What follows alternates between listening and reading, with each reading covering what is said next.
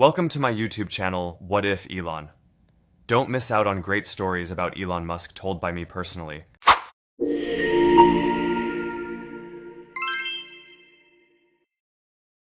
Chapter 1: 11 Minutes and 9 Seconds of Destiny in Pennsylvania. The setting sun cast long shadows across the Butler County Fairgrounds in Pennsylvania, its golden rays glinting off the sea of red, "Make America Great Again" caps. The air thrummed with anticipation, palpable electricity that seemed to charge every molecule. It was July 13th, 2024, and in mere moments, Donald Trump would take the stage in what promised to be a pivotal moment in his presidential campaign. As the clock struck 18:02, a familiar silhouette appeared at the edge of the stage. The crowd erupted in a deafening roar, flags waving frantically as Donald Trump strode to the podium, his trademark confidence on full display. He raised his hands in acknowledgement, a broad smile spreading across his face as he basked in the adoration of his supporters. "What a beautiful crowd we have here tonight, folks." Trump's voice boomed through the speakers, eliciting another wave of cheers. "Butler County, are you ready to make America great again?" The answering cry was thunderous, a resounding affirmation of their unwavering support. As Trump launched into his speech, touching on familiar themes of American exceptionalism and the need for strong leadership, the crowd hung on his every word. They were so engrossed that few noticed a solitary figure observing from the periphery, partially obscured by the shadow of a large exhibition hall. Elon Musk, the enigmatic tech billionaire, stood silently, his presence as unexpected as it was unnoticed. His eyes darted between Trump and the crowd, his mind clearly processing more than just the words being spoken. In his hand, he held a small device, its purpose known only to him. Little did anyone know that this device would soon play a crucial role in the events about to unfold. As Musk watched, his thoughts raced. Why was he here, at a political rally so far removed from his usual spheres of influence? The answer lay in the device he held. Prototype security system that he believed could revolutionize public safety. But even he couldn't have predicted how soon its capabilities would be put to the test. Meanwhile, Trump was hitting his stride, his voice rising and falling with the practiced cadence of a seasoned orator. "We're going to bring back jobs, folks. We're going to secure our borders, and we're going to remind the world what it means to be a proud, strong American." Crowd's energy seemed to feed Trump's own, each cheer spurring him to greater heights of rhetoric. But as the speech approached its crescendo, fate was preparing to intervene in a way that would shake the nation to its core. At precisely 18:11:03, a sharp crack split the air, cutting through Trump's words like a knife. For a fraction of a second, time seemed to stand still. Then chaos erupted. Trump's hand flew to his ear, eyes wide with shock. A thin trickle of blood ran down his neck, stark against his white collar. Despite the pain and surprise, he remained standing, his years in the public eye having honed his instincts for maintaining composure under pressure. Crowd, however, was far from composed. Screams pierced the air as people began to panic, some rushing towards the stage out of concern for their leader, others fleeing in terror. The once orderly gathering had transformed into a roiling sea of fear and confusion. In those crucial first seconds, Trump's security details sprang into action with practiced precision. 3 agents immediately surrounded the former president, using their bodies as human shields. "Get down, sir," one shouted, attempting to guide Trump to safety behind the podium. But Trump, ever the showman, resisted their efforts to remove him from the stage. "I'm okay, folks," he called out, his voice strained but determined. "It'll take more than that to stop us." As the security team worked to protect Trump, Musk's demeanor changed instantly. His eyes narrowed, focusing intently on the device in his hand. With lightning-fast fingers, he began manipulating the controls, his face a mask of concentration. Prototype security system, a complex network of sensors and predictive algorithms, was designed to identify and track potential threats in real time. Now, as gunshots continued to ring out, it was being put to the ultimate test. Musk's mind raced as he interpreted the data flooding his screen. The system was tracking multiple heat signatures, movement patterns, and even subtle changes in air pressure caused by the gunshot. Within seconds, it had pinpointed the likely location of the shooter. Without hesitation, Musk began to move through the panicked crowd, his eyes darting between the screen and his surroundings. He pushed past fleeing attendees and confused security personnel, driven by the urgency of the information only he possessed. "There," Musk shouted, pointing towards a nondescript building near the parking lot. "North side, top floor." The security team, initially skeptical of the civilian's intervention, quickly realized the value of Musk's assistance. Agent Rebecca Harper, a veteran FBI officer who had been providing additional security for the event, made the split-second decision to trust the tech mogul's intel. "Team Bravo, converge on the north building," Harper barked into her radio. "Possible shooter on the top floor. Approach with extreme caution." As the security team mobilized, Musk continued to provide real-time updates from his device. "The target is moving," he called out, heading down the east stairwell. The next few minutes were a blur of activity. Security personnel swarmed the indicated building, their movements coordinated with a precision that belied the chaos surrounding them. Thanks to Musk's ongoing guidance, they were able to anticipate the shooter's movements, cutting off potential escape route.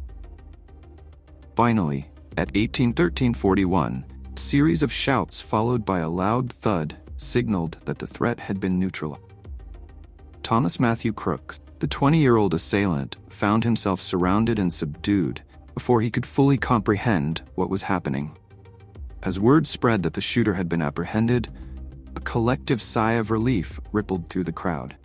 The immediate danger had passed. The shock of the event still hung heavy in the air. Trump, who had been ushered to a secure location during the commotion, now emerged once more. Despite the protests of his security detail, he insisted on addressing the crowd one last time before leaving the scene. Stepping back onto the stage, Trump raised a defiant fist in the air. "We will not be intimidated," he declared, his voice hoarse but resolute. "America is stronger than any threat, and we will come back stronger than ever." With those words, he allowed himself to be guided into a waiting SUV, but not before turning to wave at the crowd one last time. It was a gesture that would be replayed on news broadcasts around the world, a symbol of resilience in the face of violence. As the presidential motorcade sped away, Musk found himself at the center of a whirlwind of activity. FBI agents, local law enforcement, and curious onlookers all clamored for his attention, eager to understand the role he had played in the dramatic events. Agent Harper approached Musk, her face a mix of gratitude and professional curiosity. "Mr. Musk, I don't know how you did what you did, but you may have saved a lot of lives today. We're going to need a full statement from you, and I'd like to know more about that device you were using." Musk nodded, the adrenaline of the moment finally beginning to subside. "Of course, Agent Harper. I'll tell you everything you need to know. First, I think we should focus on helping those who might have been injured in the chaos." With that, Musk turned his attention to the crowd, many of whom were still in shock from the events they had witnessed.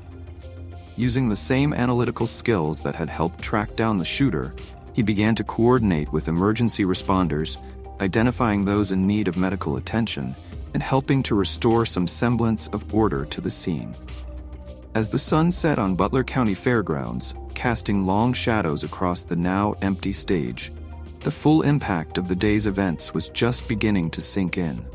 The attempted assassination of a former president, foiled by the unexpected intervention of a tech billionaire, would send shockwaves through the nation and beyond.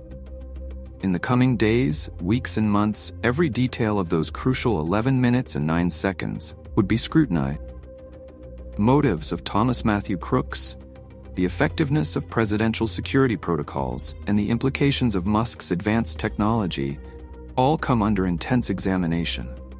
But for now, as emergency vehicles' lights flashed in the gathering dusk and shell-shocked attendees made their way home, one thing was certain: the 2024 presidential campaign had just taken a turn that would reshape the course of American history. As Agent Harper began her preliminary investigation, coordinating with local law enforcement and FBI reinforcements arriving on the scene, she couldn't shake the feeling that this was just the beginning of a much larger story. The questions were piling up faster than the answers. Who was behind this attack? Was it an isolated incident or part of a larger conspiracy? And what role would Elon Musk's unexpected intervention play in the unfolding drama? The nation held its breath, waiting to see how these events would shape the future of American politics and beyond. One thing was clear. The world as they knew it had changed in those 11 minutes and 9 seconds, and the ripple effects would be felt for years to come. What did you think of the last chapter? Share your thoughts in the comments below. If you enjoyed it, please like the video and subscribe to my YouTube channel, What If Elon, for more exciting content. Your support means a lot.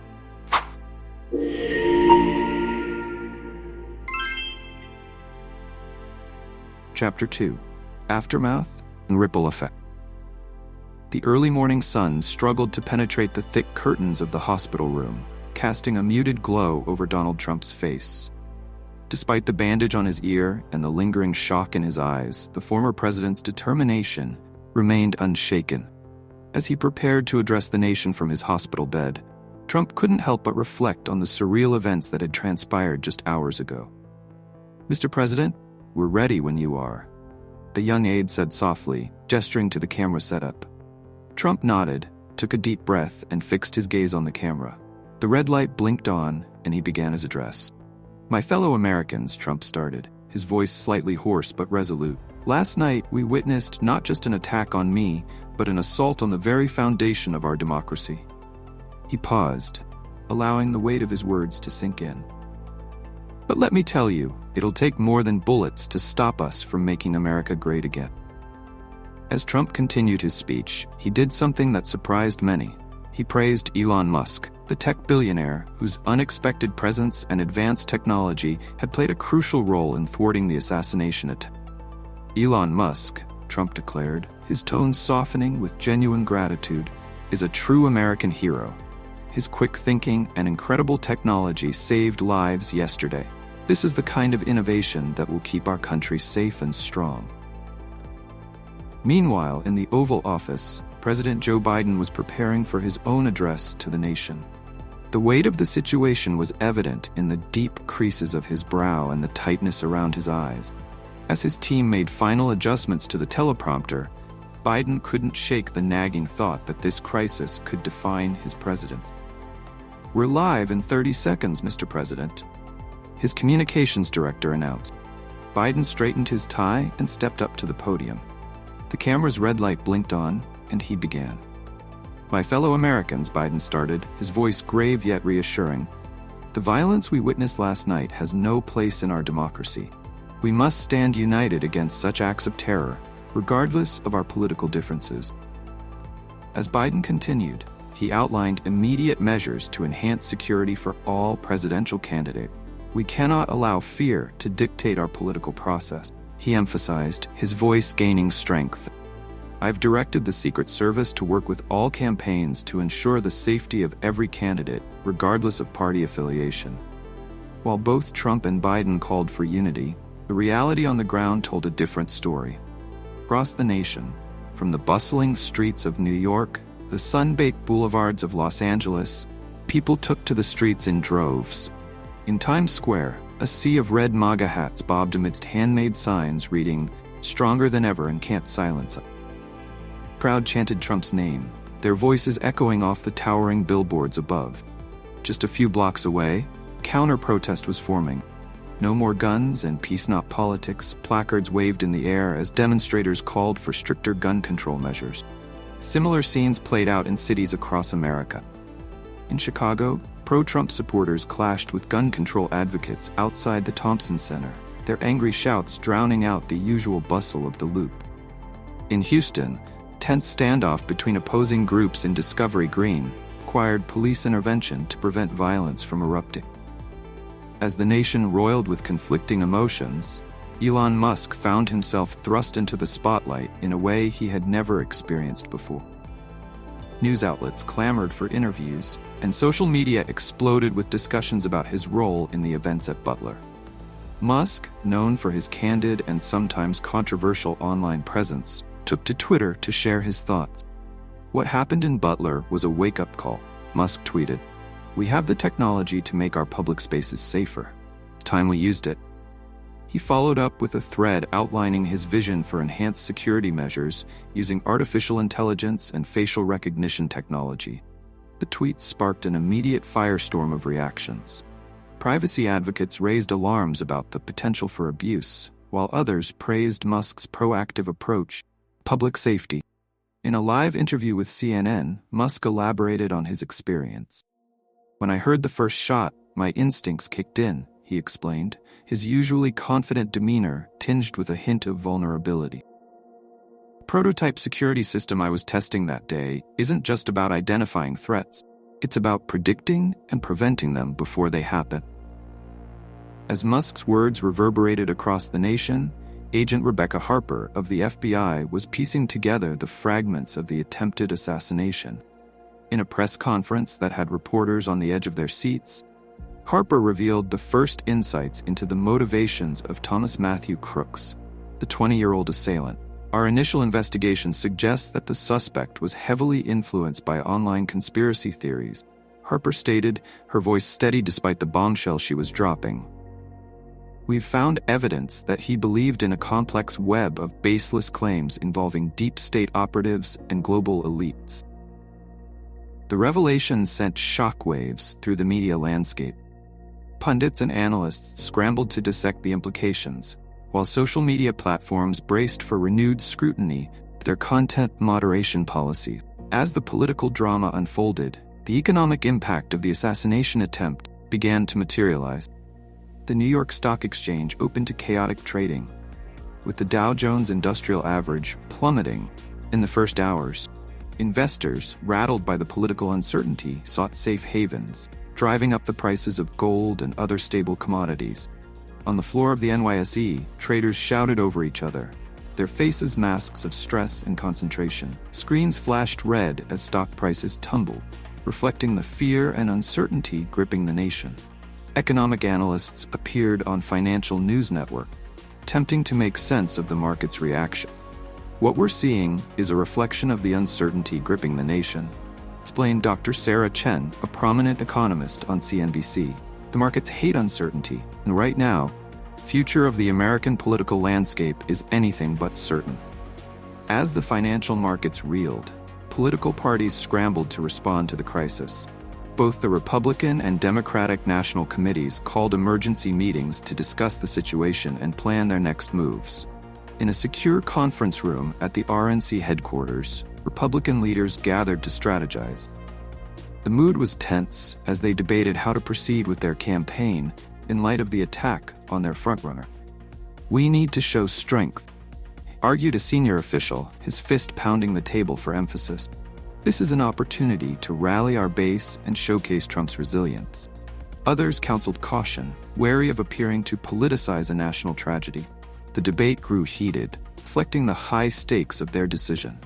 Across town, the DNC was having a similar, though markedly different, conversation. "We need to be careful," cautioned a veteran strategist, voice low but intent. "We must condemn the violence unequivocally, but we also can't let this incident dictate the entire narrative of the election." As political insiders debated strategy, the public discourse was turning to the broader implications of the assassination attempt. The incident had reignited long-standing arguments about gun control and personal freedom, both sides of the political spectrum weighing in. Pro-gun rights groups argued that the incident in Butler proved the need for more armed citizens, not less. If more law-abiding citizens were armed, would-be assassins would think twice, declared a spokesperson for a prominent Second Amendment advocacy. On the other side, gun control advocates saw the assassination attempt as further evidence of the need for stricter firearms regulation. "How many more tragedies must we endure, or we take meaningful action on gun violence?" questioned a senator known for her stance on gun control. The debate raged on in town halls, on social media, and around dinner tables across the country. It was clear that the events in Butler had not only shaken the political landscape, but had also brought long-simmering social issues to the forefront of national consciousness. As night fell on this tumultuous day, the nation found itself at a crossroads. The failed assassination attempt had laid bare the deep divisions within American society, while also highlighting the potential of technology to reshape the political landscape. In hospitals, homes, and halls of power across the country, Americans grappled with fundamental questions about the future of their democracy. How could they balance the need for security with the preservation of civil liberties? Could technology provide a solution, or would it create new problems? As the debates continued on news channels, social media, and in living rooms across the nation, one thing was clear. The events of the past 24 hours had set in motion a chain of events that would continue to unfold, potentially reshaping the political landscape of America and beyond. The nation braced itself, acutely aware that this was only the beginning. What lay ahead was uncertain. But the country had been irrevocably altered, setting the stage for a series of events that would shape its future in ways no one could have predicted. To stay updated on this unfolding story, and to engage in discussions about the future of politics, technology, and society, we encourage you to subscribe to the What If Elon YouTube channel. Join us as we explore the implications of these events and imagine the potential futures lie ahead. What did you think of the last chapter? Share your thoughts in the comments below. If you enjoyed it, please like the video and subscribe to my YouTube channel, What If Elon, for more exciting content. Your support means a lot.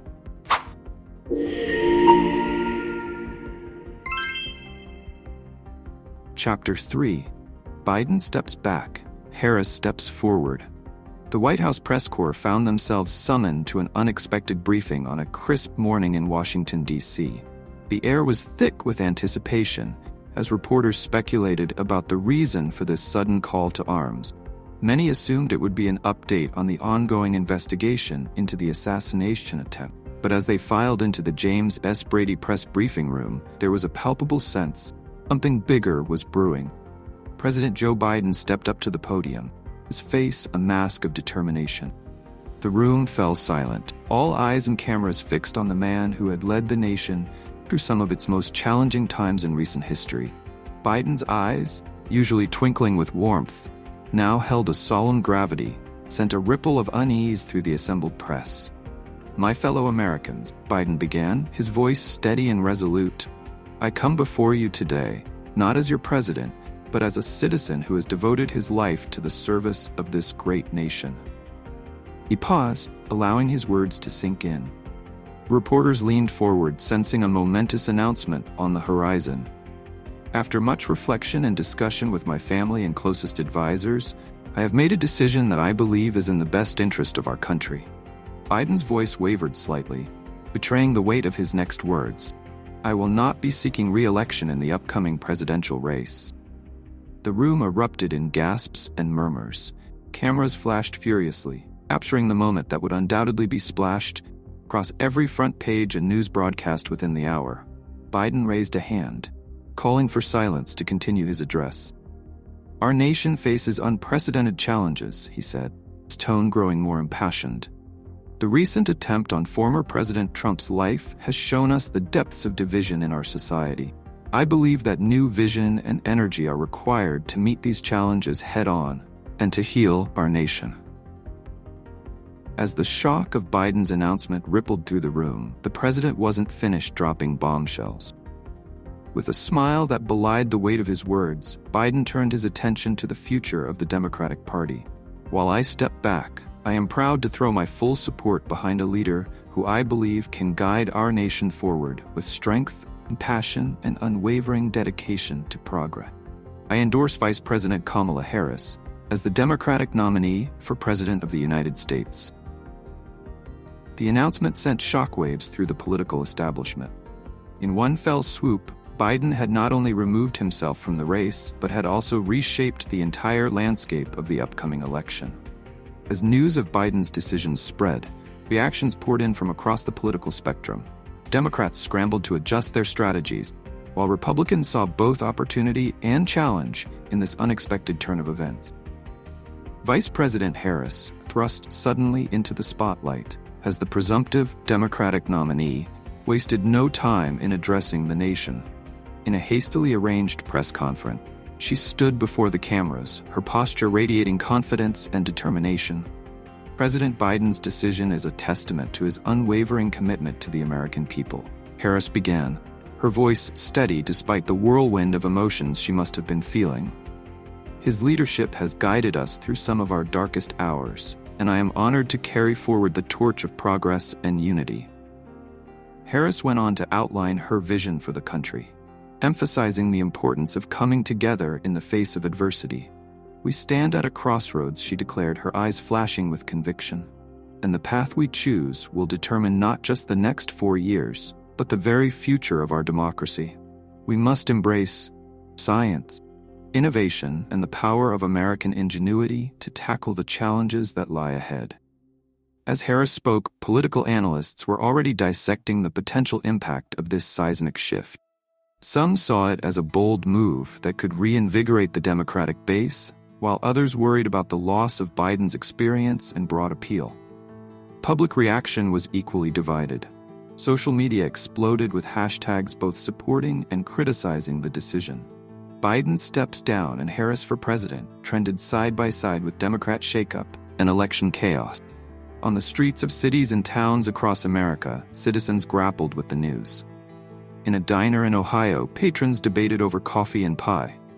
"Biden's doing the right thing," said an elderly gentleman, his weathered hands wrapped around a steaming mug. "We need fresh blood in Washington." A younger woman at the counter disagreed, her brow furrowed with concern. "I'm worried Harris doesn't have the same experience. Can she really lead us through these crazy times?"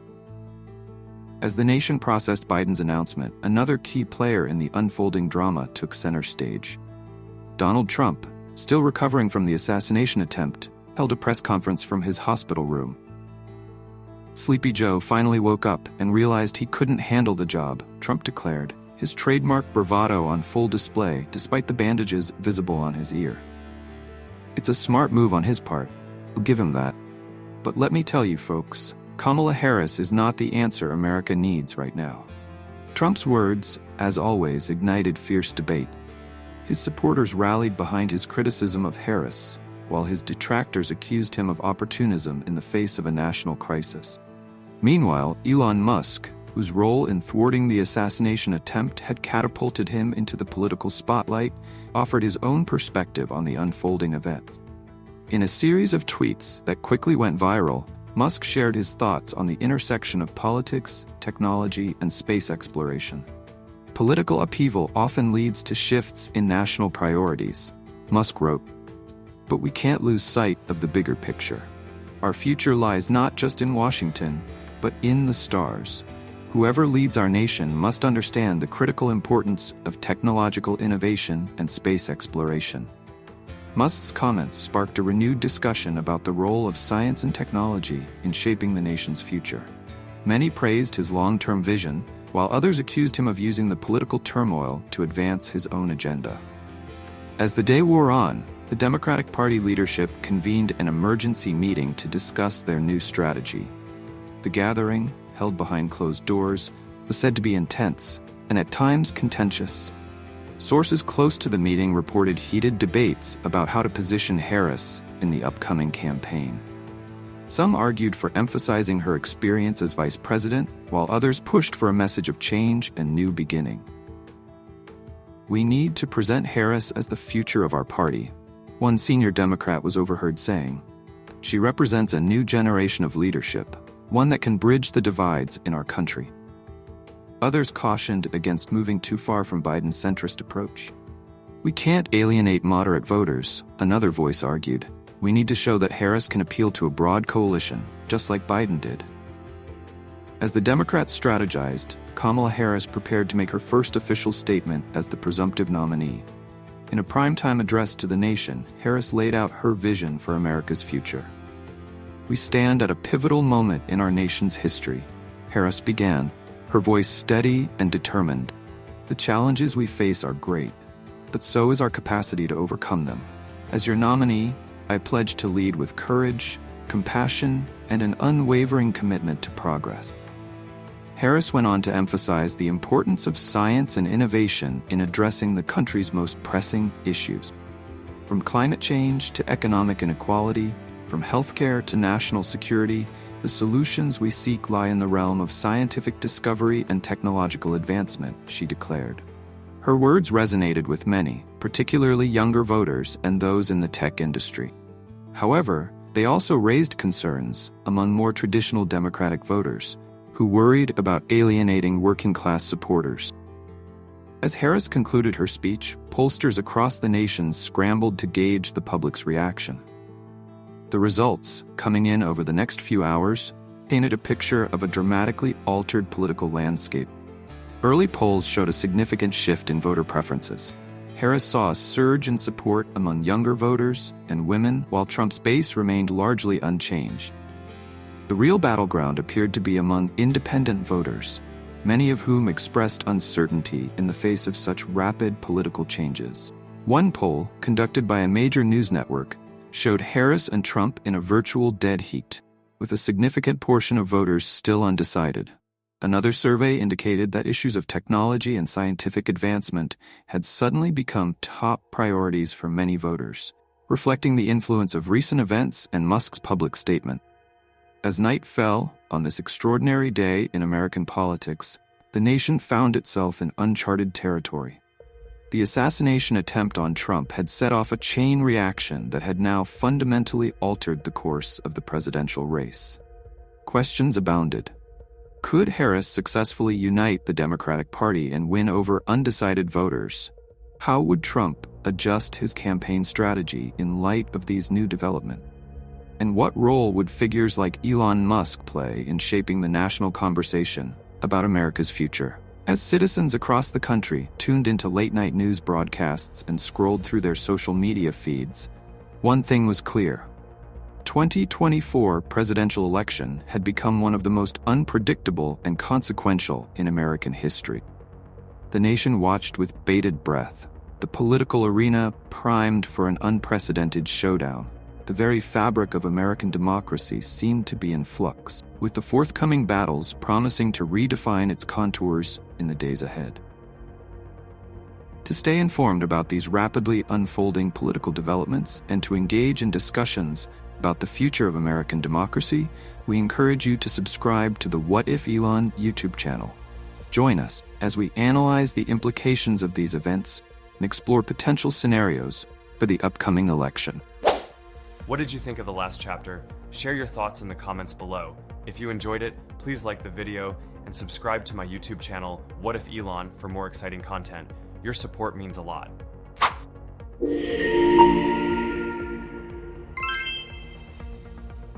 Chapter 4: Musk and the New Vision for SpaceX.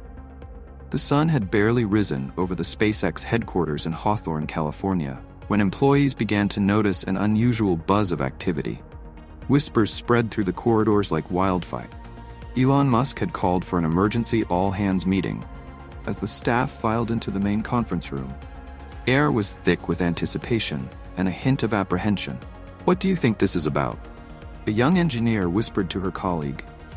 "No idea, but I've never seen Elon look so intense," he replied, nodding towards the front of the room where Musk stood, his face a mask of determination. As the last few stragglers found their seats, Musk cleared his throat, instantly commanding the attention of everyone present. "Thank you all for coming on such short notice," he began, his voice carrying a weight that silenced even the faintest whispers. What we experienced in Butler, Pennsylvania, was more than just a close call for a political figure. It was a wake-up call for humanity. The room fell silent as Musk continued, sharing his first-hand account of the assassination attempt on Donald Trump. He described the surge of adrenaline, the split-second decisions, and the realization that the technology they had developed had potentially saved lives. As he spoke, the employees could see a fire in his eyes that burned brighter than ever before. "We've been thinking too small, too terrestrially," Musk declared, his voice rising with passion. "The events of the past week have shown me that our future of our species, not be bound to this single, fragile planet." Gwynne Shotwell, SpaceX's president and COO, leaned forward in her chair, her brow furrowed. She had seen Musk's visionary side before. This felt different, more urgent, more ambitious. Musk began to outline a new vision for SpaceX, one that went far beyond their current goals. We need to push harder, move faster, he said, pacing back and forth at the front of the room. Our goal is no longer just reaching Mars. We need to set our sights on the entire solar system. As he spoke, holographic displays flickered to life around the room, showing detailed schematics of advanced spacecraft and potential colony design. Imagine permanent research bases not just on Mars, but on the moons of Jupiter and Saturn, Musk continued, his eyes alight with excitement. Picture mining operations in the asteroid belt, powering an economy that spans our solar system. The room buzzed with a mixture of excitement and disbelief. Employees exchanged glances, some nodding enthusiastically, others looking skeptical. Shotwell, ever the pragmatist, raised her hand to speak. Elon, she began, her voice a mix of respect and concern. I understand your vision, but we need to talk about feasibility. The technical challenges alone, not to mention the financial implications. Musk nodded, acknowledging Shotwell's concerns. You're right, Gwyn. The challenges are immense, but so are the stakes. That's why I've invited someone to join us today. Someone who can help us push the boundaries of what's possible. With a dramatic flourish, Musk gestured towards the door, which swung open to reveal a familiar face to anyone in the scientific community. Dr. Michio Kaku, the renowned theoretical physicist and futurist, entered the room, drawing gasps and murmurs of excitement from the assembled SpaceX team. Dr. Kaku has agreed to consult with us on some of the more, let's say, ambitious aspects of our new direction, Musk explained, a hint of a smile playing at the corners of his mouth. Dr. Kaku stepped forward, his eyes twinkling with the same excitement that had made him a beloved science communicator for decades. What Mr. Musk is proposing is bold, perhaps even outrageous by some standards, he began. But throughout history, it's been the outrageous ideas that have propelled humanity forward. For the next hour, the conference room became a think tank of the highest order. Dr. Kaku outlined cutting-edge concepts in propulsion technology, including the possibility of fusion-powered rockets that could dramatically reduce travel time between planets. Spoke of advancements in nanotechnology that could revolutionize life support systems, allowing for long-term habitation in the harsh environments of other worlds. As the discussion progressed, even the most skeptical members of the SpaceX team found themselves caught up in the excitement. Ideas flowed freely, with engineers and scientists building upon each other's suggestions, creating a tapestry of innovation that seemed to expand the realm of the possible with each passing minute. Musk, for his part, absorbed every idea, every suggestion, his mind clearly racing with the possibilities. As the brainstorming session reached a fever pitch, he raised his hand, calling for attention. "This," he said, his voice filled with determination. "This is the future we're going to build. Not just for SpaceX, not just for America, but for all of humanity. We're going to redefine what it means to be a spacefaring civilization." The energy in the room was electric. Gwyn Shotwell, ever the pragmatist, raised her hand once more. "Elon, the vision is incredible, and I think I speak for everyone when I say we're excited about this new direction. But we need to talk about resources, timelines, and most importantly, how we're going to fund all of this." Musk nodded, acknowledging the validity of her concerns. "You're absolutely right, Gwyn, and that brings us to the next phase of our discussion. We're not just going to revolutionize space travel. We're going to revolutionize how we approach these massive undertakings as a society." He went on to outline a plan for increasing investment in long-term life support technology, emphasizing the need to create self-sustaining ecosystem that could support human life indefinitely in the harshest environments our solar system has to offer. As the meeting progressed, a new plan for the Mars mission began to take shape. It was no longer just about planting a flag or proving it could be done. The goal now was to establish a long-term research base, a stepping stone to even more ambitious explorations of the solar system.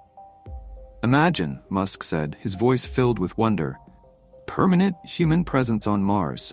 Not just a few astronauts, but a thriving community of scientists, engineers, and pioneers. From there, we can launch missions to the asteroid belt, to the moons of Jupiter and Saturn. We'll be opening up the entire solar system for human exploration and habitation."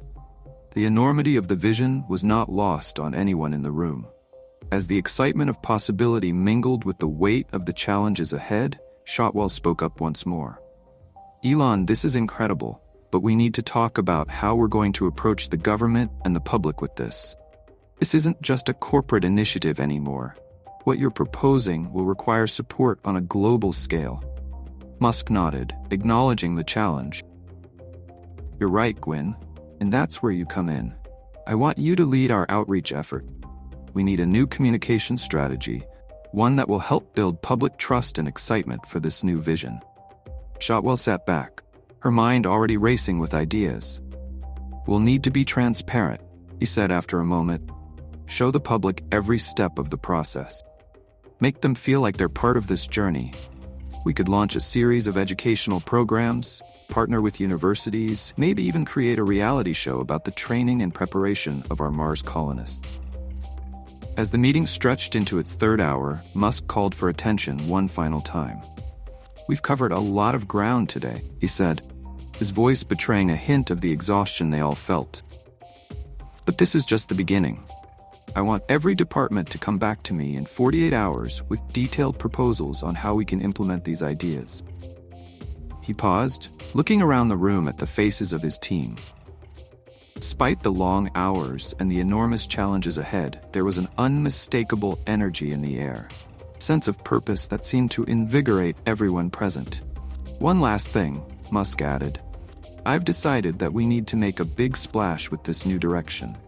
We're going to hold a major media event to unveil our new vision for SpaceX. We'll invite press from around the world, stream it live on every platform we can. This isn't just about our company anymore. This is about the future of our species, and we need to get everyone on board. As the meeting adjourned and the employees filed out, buzzing with excitement and trepidation, Musk remained behind, staring out the window at the sprawling SpaceX facility below. Shotwell approached him, a look of determination on her face. You know, she said, when you first started talking about colonizing Mars years ago, a lot of people thought you were crazy, but you proved them wrong. If anyone can pull off this new vision, it's you and this team. Musk turned to her, a rare smile softening his features. It's not about me, Gwyn. It's about all of us. Humanity has been looking up at the stars for millennia, dreaming about what's out there. It's time we stopped dreaming and started doing. As the California sun began to set, casting long shadows across the SpaceX campus, the company stood on the brink of a new era. The challenges ahead were enormous, the risks significant, but the potential rewards were beyond imagination. In the coming days and weeks, the world would learn of SpaceX's bold new vision, and the course of human history would be forever altered. The journey to the stars was about to begin in earnest, and SpaceX was determined to lead the way. To stay informed about SpaceX's groundbreaking initiatives and to engage in discussions about the future of space exploration, we encourage you to subscribe to the What If Elon YouTube channel. Join us as we delve into the exciting possibilities and challenges of becoming a multiplanetary species. What did you think of the last chapter? Share your thoughts in the comments below. If you enjoyed it, please like the video and subscribe to my YouTube channel, What If Elon, for more exciting content. Your support means a lot.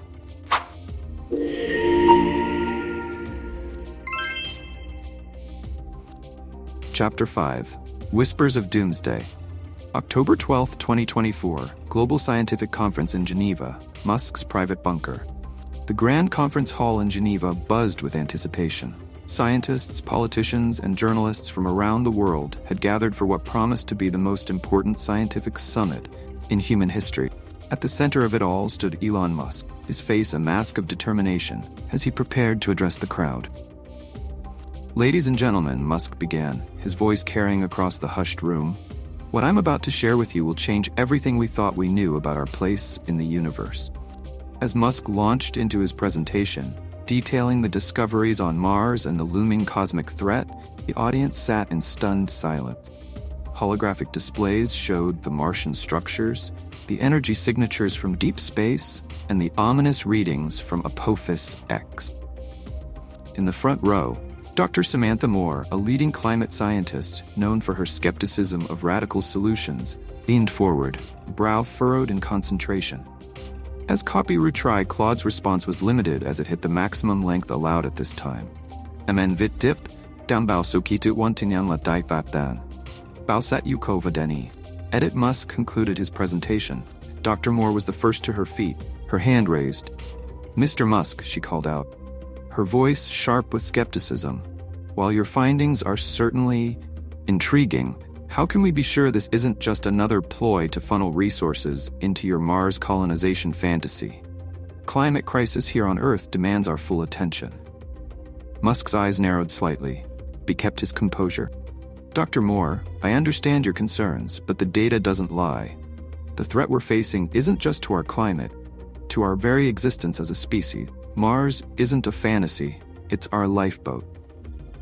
As the debate heated up, with scientists arguing back and forth about the validity of Musk's claims and the feasibility of his plans, commotion erupted outside the conference hall.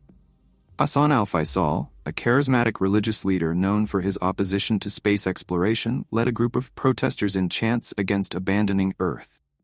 We cannot turn our backs on the planet God gave us. Al-Faisal's voice boomed through a megaphone.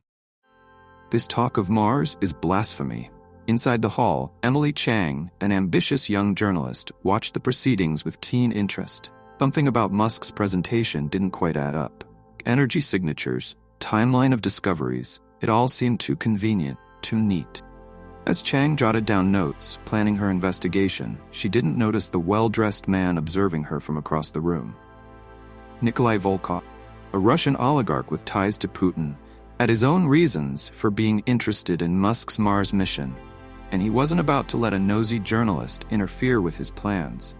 Musk, meanwhile, was locked in intense debate with Dr. Moore and other skeptical scientists. Look, he said, pulling up new data on the holographic display, we've made unprecedented breakthroughs in life support systems for long-term space travel. The technology we're developing isn't just for Mars. It could revolutionize how we live on Earth, helping us address climate change and resource scarcity.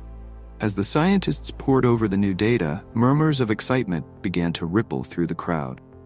Even Dr. Moore had to admit that the advancements were impressive.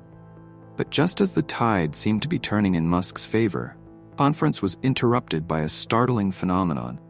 The holographic displays flickered and distorted, replaced by a pulsing signal that everyone recognized from Musk's presentation. Energy signature from Mars. What's happening? Dr. Moore demanded, turning to Musk with a mix of fear and accusation in her eyes. Musk's face had gone pale. It's not us, said, voice barely above a whisper. Something on Mars is reaching out. As the assembled scientists and leaders watched in awe and terror, the signal resolved into a series of complex patterns. Musk's AI assistant, patched into the conference systems, began to decode the message in real time. Boss, the AI's voice came through Musk's earpiece. The message appears to be a warning. But there's more. Coordinates buried deep in the signal. They point to a location on Mars we haven't explored yet. Musk's mind raced. This changed everything. They needed to get to Mars now, or it was too late. But as he opened his mouth to address the stunned conference, another voice cut through the chaos. My friends, Hassan al-Faisal called out, having pushed his way into the hall. Can you not see? This is a sign from the heavens. We must repent, not abandon our world for the stars. The conference erupted into pandemonium. Scientists argued with religious leaders, politicians demanded action, and through it all, Emily Chang watched and recorded, knowing she was witnessing history in the making. As security moved in to restore order, Musk slipped away from the main hall, his mind reeling from the implications of the Martian message, found a quiet corner and activated his secure comlink. Initiate Protocol Ares, he subvocalized to his AI assistant. We're launching for Mars in 72 hours, ready or not. Boss, the AI responded, a note of concern in its artificial voice. The ships aren't fully tested. The risk of failure is... I know the risks, Musk cut in. But we're out of time. Whatever's on Mars, whatever sent that message, not going to wait for us to be ready. Humanity needs to be there now. As Musk ended the communication, he didn't notice the figure lurking in the shadows nearby. Nikolai Volkov smiled to himself, having overheard everything. His handlers in Moscow would be very interested in this development. Back in the main hall, Dr. Moore found herself in a heated discussion with other climate scientists. The revelations about Mars had shaken her worldview. but she wasn't ready to abandon her life's work. Even if Musk is right, she argued, we can't just give up on Earth. We need a two-pronged approach. Continue our climate efforts here while exploring the possibilities on Mars. As the debate raged on, Emily Chang managed to corner Hassan Al-Faisal for an interview. Al-Faisal, she began, your opposition to space exploration is well known. But given what we've just witnessed, don't you think it's time to reconsider your stance? Al-Faisal's eyes blazed with fervor. My dear, what we've witnessed is not a reason to flee to the stars, but a call to return to our roots, for the wisdom of the ancients. The message from Mars is a test of our faith, not an invitation to abandon it. As Chang pressed for more details, she couldn't shake the feeling that there was more to Al-Faisal's opposition than mere religious conviction.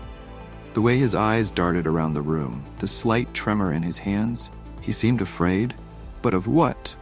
Meanwhile, Musk had returned to the main stage, ready to make his final appeal to the assembled leaders of the scientific community. I know what I'm proposing sounds radical, he began, his voice cutting through the din, but the evidence is clear. The threat we face isn't just to our way of life, but to our very existence. Mars isn't just a backup plan. It's the key to unlocking the mysteries that could save Earth. We have the technology, we have the will. All we need now is your support. As Musk's words hung in the air, a strange silence fell over the conference hall. For a moment, it seemed as if the entire world held its breath, teetering on the brink of a decision that would alter the course of human history. Then, from the back of the room, a voice called out, Mr. Musk, we're detecting another signal from Mars. All eyes turned to the main display as a new series of patterns danced across the screen. Musk's AI assistant worked furiously to decode the message, its artificial neural networks pushing the boundaries of their capabilities. Boss, the AI's voice came through Musk's earpiece, a note of awe in its synthetic tones. The message, it's an invitation and a warning. Come to Mars. It says, but be prepared. The fate of two worlds hangs in the balance. As the implications of this message sank in, the conference erupted into a frenzy of activity. Scientists huddled in intense discussion, politicians made frantic phone calls, and journalists like Emily Chang raced to break the story to a world waiting with bated breath. Musk stood at the center of it all, his mind already racing ahead to the challenges that lay before them. The race to Mars had just become a sprint, with the fate of humanity hanging in the balance. As he prepared to leave the stage, Musk caught sight of Dr. Moore in the crowd. Their eyes met, and for a moment, understanding passed between them. The battle for Earth's future would be fought on two fronts, in the unforgiving environment of Mars and in the hearts and minds of those left behind. AI, Musk vocalized as he left the stage, prepare for global broadcast. It's time to tell the world the full truth about what we're facing. Understood, boss, the AI replied. And the classified information about Apophis X and the potential alien origins of the Martian structures? Musk hesitated for a split second before making his decision. Include it all. Humanity deserves to know what we're up against. As Musk made his way through the crowded conference hall, shaking hands and answering questions, he didn't notice the small drone hovering high above, its cameras focused squarely on him. In a hidden facility thousands of miles away, shadowy figures watched the feed with intense interest. He's going to go public with everything, one of them said, his voice tight with concern. Let him, replied another, a smile evident in her tone. It's all proceeding according to plan. Pawns are moving into place. Back in Geneva, as the sun set on a day that would be remembered in history books for centuries to come, Elon Musk prepared to address the world. Fate of two planets rested on his shoulders, and the clock was ticking. Little did he know that forces beyond his comprehension were already in motion, their cosmic game board extending far beyond the red sands of Mars. To uncover the full truth behind the Martian messages, to join Elon Musk on his daring mission to the Red Planet, and to discover the shocking secrets that await humanity among the stars, subscribe to the What If Elon YouTube channel now. The greatest adventure in human history is about to begin, and you won't want to miss a single moment of this mind-bending cosmic journey.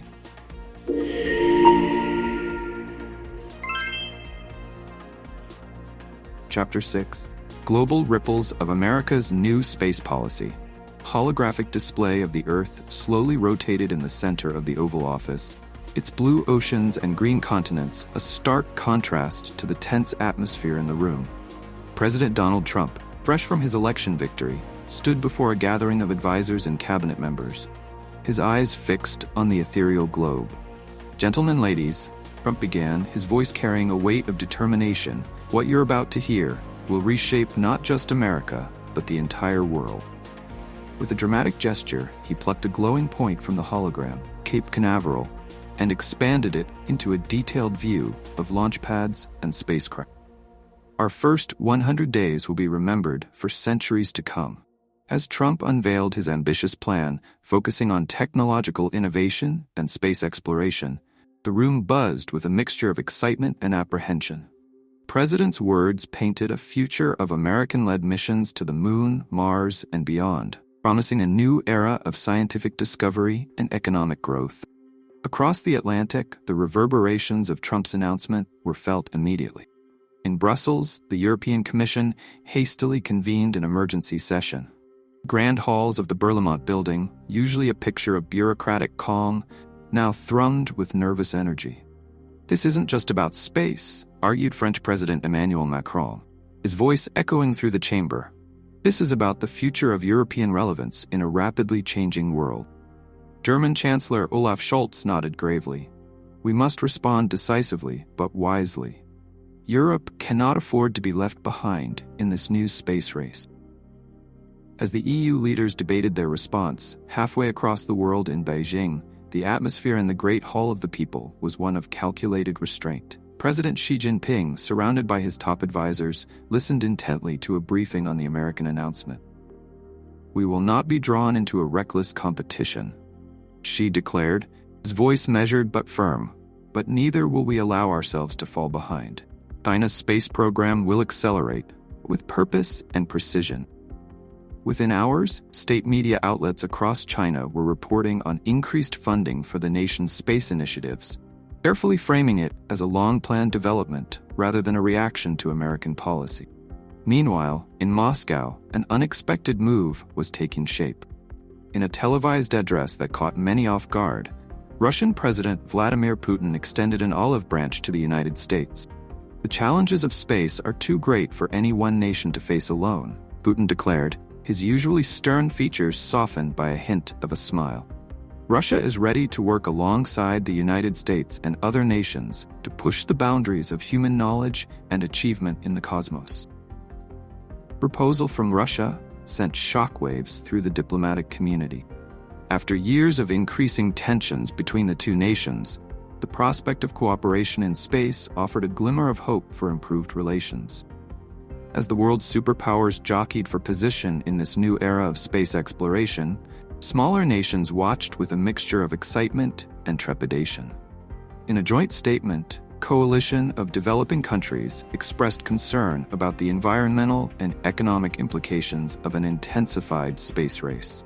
"While we recognize the potential benefits of space exploration," the statement read, "we must ensure that this new frontier does not come at the expense of addressing pressing issues here on Earth, such as climate change and global poverty." The debate over the merits and risks of increased space exploration spilled onto the streets of cities around the world. In London, Paris, and Berlin, protesters gathered to voice their opposition to what they saw as a misallocation of resources. Signs reading, "Feed the poor, not NASA," and "Save Earth First" were prominently displayed. At the same time, supporters of space exploration organized counter-protests, arguing that investment in space technology would yield benefits for all of humanity. In Tokyo, a group of young engineers and scientists held a rally in support of increased space funding, carrying banners that proclaimed, "Future is up there," and "Innovation knows no bounds." As the global debate raged on, the United Nations recognized the need for a unified discussion on the future of space exploration. In an unprecedented move, they extended an invitation to Elon Musk, CEO of SpaceX and a key figure in the private space industry, to address the General Assembly on the importance of international cooperation in space science. Musk's arrival at the UN headquarters in New York created a media frenzy. As he took the podium, the assembly hall fell into a hushed silence. Distinguished delegates, leaders of the world, Musk began, his voice echoing through the chamber. We stand at a crucial juncture in human history. The decisions we make today about space exploration will shape the destiny of our species for centuries to come.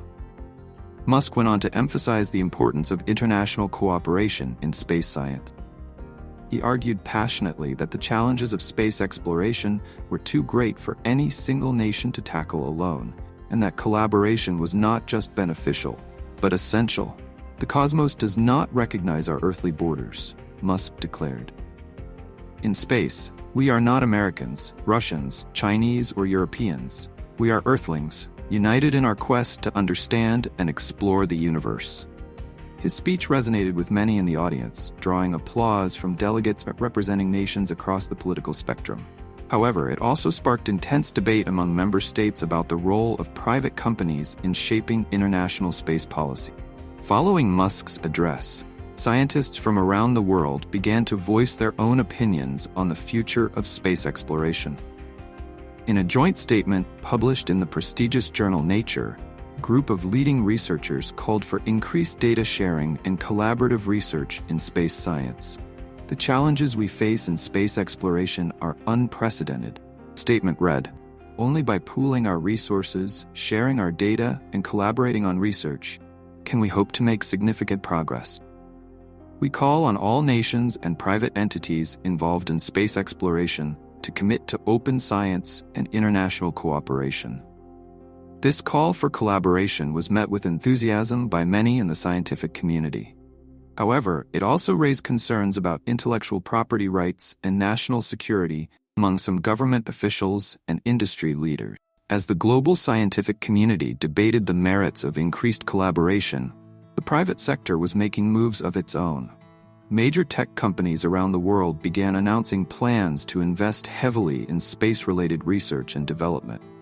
Google unveiled plans for a new division focused on developing AI systems for space exploration. Amazon announced a partnership with several universities to establish a space innovation lab. Even Facebook, in a surprising move, declared its intention to develop communication systems for future Mars colonies. These announcements were met with mixed reactions.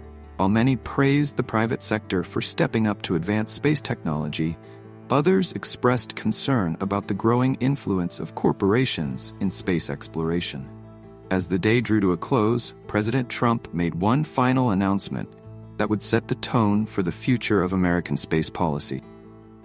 In a move that surprised many, he extended an invitation to Elon Musk to participate in a high-level meeting on national space strategy. Elon Musk has been a pioneer in private space exploration, Trump announced during a press conference. His insights will be invaluable as we chart America's course to the stars. We're going to work together to make space great again. The invitation to Musk was seen by many as a sign of the growing collaboration between the government and the private sector in space exploration. It also raised questions about potential conflicts of interest and the role of corporate influence in shaping national policy. As night fell on a world buzzing with excitement and apprehension about the future of space exploration, one thing was clear. The next chapter in human history was about to be written, not just on Earth, but among the stars. To stay informed about these groundbreaking developments in space policy and to engage in discussions about the future international space cooperation, we encourage you to subscribe to the What If Elon YouTube channel.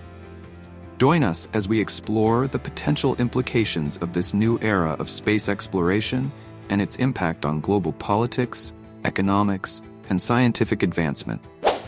What did you think of the last chapter? Share your thoughts in the comments below. If you enjoyed it, please like the video and subscribe to my YouTube channel, What If Elon, for more exciting content. Your support means a lot.